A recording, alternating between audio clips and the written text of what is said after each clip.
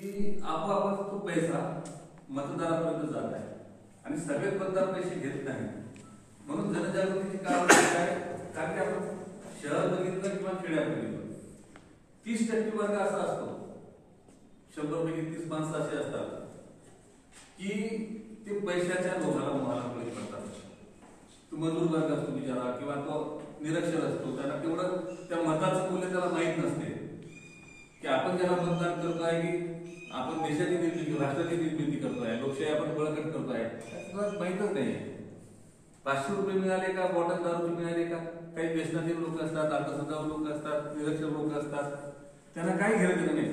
हा जो 30% वर्ग आहे तो पैशाच्या बळावर तो हे होताना दिसतात.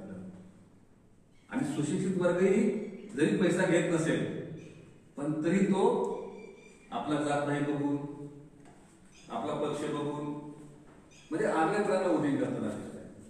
आणि मग हे सगळे आपण निवडून दिलेले प्रतिनिधी सिरजोर होतात आणि खरोखर आपले प्रश्न ते मांडतात का.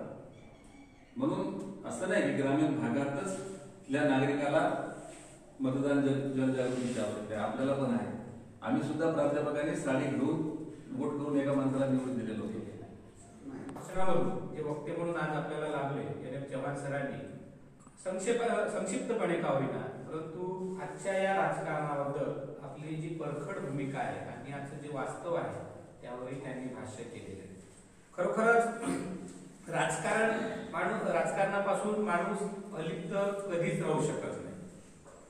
अनेक जण म्हणत असतात की हा राजकारणी तो राजकारणी, पण प्रत्येक माणूसच हा राजकारणी असतो. त्याच्या भूमिका वेगवेगळ्या असतात, म्हणजे राजकारणापासून अलिप्त राहता येत नाही. आणि म्हणून योग्य त्या भूमिका घेऊन सरांनी जसं सुचवलं ते आता काळ बदलत चाललेला आहे, निवडणूक साक्षरता वाढवण्याची गरज आहे. आणि अशिक्षितांपेक्षा सुशिक्षित वर्गाचं मतदानाचा टक्का आहे तो फार कमी असतो नेहमीच, कारण सुट्टी असते म्हणून एन्जॉय करा वगैरे असं बरेच होतं.